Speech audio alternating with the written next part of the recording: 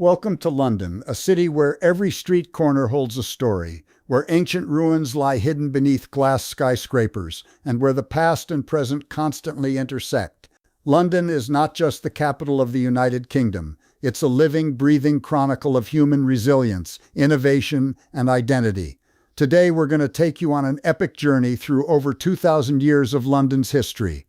From its Roman beginnings to its status as a modern global hub, we'll explore how this city has evolved, not just through stone and steel, but through the people who shaped it. It all began in AD 43, when the Romans invaded Britain under the orders of Emperor Claudius. Their mission was to expand the empire and secure a new foothold in the British Isles.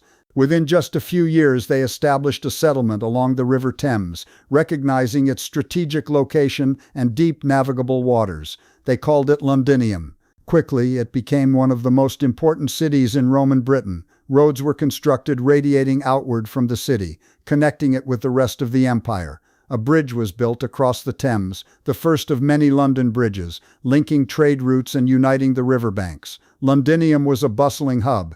There were amphitheaters, bathhouses, temples, and a forum. The city was enclosed by a sturdy stone wall, parts of which can still be seen today. The Roman presence shaped the early foundations of what would become London's infrastructure. At its height, Londinium boasted a population of over 60,000 people, a remarkable figure for the time. For nearly 4 centuries, the city thrived under Roman rule, but nothing lasts forever. By the early 5th century, the Roman Empire began to collapse. Troops were recalled to defend Rome itself, and the city of Londinium was gradually abandoned. Buildings crumbled, the population dwindled, nature reclaimed the ruins. For some time the land lay quiet, but around the 7th century, Anglo-Saxon settlers arrived and built a new settlement, slightly west of the old Roman site, near what is now Covent Garden. They called it London Wick. Though modest at first, this new London began to grow, fueled by fishing, farming, and trade. But the peace didn't last long. Viking raiders began attacking coastal towns in the 9th century, and London was no exception. Their longships sailed up the Thames, looting and burning. In response, the Anglo-Saxons moved their settlement back within the protective Roman walls, reviving the ancient city and renaming it Londonburg. Under King Alfred the Great, defenses were strengthened and trade resumed. Markets thrived, and London began to establish itself as a central power in the Kingdom of England. It was during this period that London began to emerge not just as a trading post, but as a place of political significance.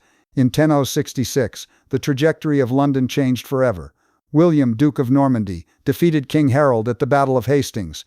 On Christmas Day of that same year, William was crowned King of England in Westminster Abbey. To assert control, he began the construction of the Tower of London, a symbol of power, dominance, and fear. This fortress would become one of the most iconic and infamous buildings in British history. As the medieval period progressed, London's population grew. It became the largest city in England and a center for commerce, law, and governance. Guilds were established to regulate trades, and elaborate markets lined the streets. The Thames remained the city's lifeline, connecting it to Europe and beyond. But medieval London was far from idyllic. In 1348, disaster struck. The Black Death arrived in England and swept through London like a storm. Carried by fleas on rats, the plague decimated the population. Some estimates suggest that nearly half of Londoners perished. Mass graves were dug. Entire families were wiped out. The social fabric of the city was torn apart. And yet, even in the face of unimaginable loss, the city endured. Just a few decades later, in 1381, discontent with taxation and feudal oppression erupted into the Peasants' Revolt. Led by Wat Tyler, rebels marched into London demanding justice. They entered the city and sacked symbols of authority, including the Tower of London itself. Though the revolt was ultimately crushed, it marked a turning point in the relationship between rulers and the ruled. Meanwhile, religion continued to shape the city. London was home to powerful monasteries, churches, and religious institutions. Pilgrims traveled to sacred sites, but the unity of Christendom was not to last. In the 16th century, during the Tudor period, London underwent profound changes. King Henry VIII's decision to break away from the Roman Catholic Church and establish the Church of England initiated the English Reformation. Monasteries were dissolved. Their lands were seized and repurposed. The cityscape changed as religious buildings were torn down or converted. Henry's rule was characterized by opulence, drama, and upheaval, but it was his daughter Elizabeth I who presided over what many consider a golden age. Under her reign, London flourished culturally and economically. the population exploded, reaching over 200,000 by the end of the 16th century. It was in this era that the arts blossomed. Theatres emerged as centres of public life, with the most famous being the Globe Theatre, where William Shakespeare's plays captivated audiences. Shakespeare's London was one of contrast, grand palaces beside slums, poets and playwrights among thieves and traders. It was a city of ambition and expression. Trade and exploration also surged. Ships set sail from the Thames to distant lands. The foundations of the British Empire were being laid. The East India Company was chartered in 1600, and London was becoming the beating heart of an emerging global power.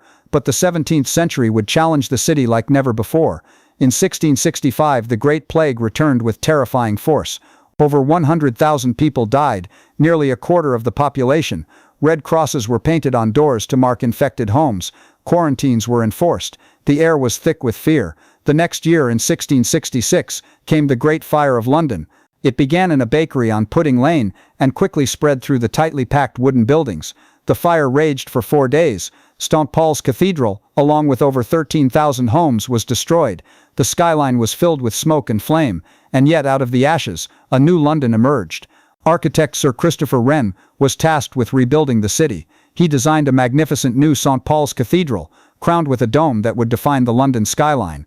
Streets were widened, brick replaced wood, sanitation improved. The fire, while devastating, had also cleared the way for modernization. The 18th and 19th centuries marked the rise of Imperial London. Britain's global reach expanded. The Industrial Revolution transformed the city. Steam engines powered factories. The Thames became a highway of industry. Railroads linked London to the rest of the country. The population soared, reaching over 1 million by 1800. But rapid growth brought new problems. Overcrowded slums, polluted air, and disease plagued the working poor. Areas like Whitechapel became symbols of deprivation. The infamous case of Jack the Ripper, in the late 19th century, exposed the city's dark underbelly.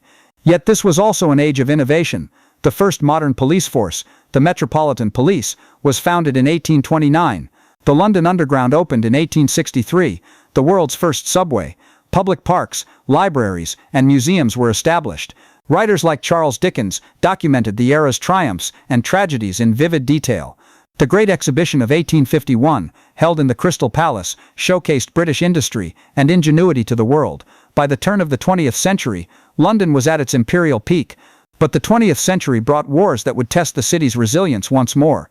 During World War I, London suffered air raids and loss, but it was World War II that left a lasting mark. In 1940, the Blitz began. For 57 consecutive nights, German bombs fell on London. Entire neighborhoods were flattened. Families huddled in the underground for safety. Historic buildings were reduced to rubble, but the city never surrendered. Londoners displayed extraordinary courage and solidarity. After the war, the task of rebuilding began once more. The post-war era brought change. Immigration from across the Commonwealth reshaped the city. People from the Caribbean, South Asia, Africa, and beyond settled in London, bringing new cultures, languages, and traditions. The city grew more diverse, more dynamic. In the 1960s, London became the epicenter of a cultural revolution. It was the era of the Beatles, miniskirts, and Carnaby Street. The city was alive with creativity and rebellion. In the decades that followed, London continued to transform. The old docks were redeveloped into Canary Wharf, a new financial district. Skyscrapers like the Gherkin and the Shard changed the skyline. In 2005, tragedy struck again with the 7/7 bombings. But once more, the city stood strong. In 2012, London hosted the Olympic Games, showcasing its enduring spirit and ability to unite people from around the world. Today, London is home to more than 9 million people and speaks over 300 languages. It's a city of tradition and innovation, of royalty and revolution. You can visit a Roman wall, attend a Shakespeare play, ride a double-decker bus, and eat cuisine from every continent, all in one day. What makes London truly special is not just its monuments or museums, but its ability to adapt, absorb, and evolve. From plague to fire, from empire to multiculturalism, London has seen it all, and yet it endures, bold, brilliant, and endlessly fascinating. Thank you for joining us on this journey through time. If you enjoyed this video, be sure to like, subscribe, and share, and let us know in the comments what chapter of London's history speaks to you the most. Until next time, this is London, a city like no other.